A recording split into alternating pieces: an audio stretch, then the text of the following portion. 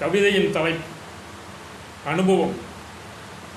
விழியின் ஓரங்களில் கசியும் நீர்த்துளிகளுக்கு பின்னால் எத்தனை இன்னல்களை தாண்டி வாழ்க்கையின் எல்லையை தொட்டு இருப்பீர்கள் என்பது அந்த துயரங்களை கடந்து வந்தவனுக்கு மட்டுமே தெரியும்.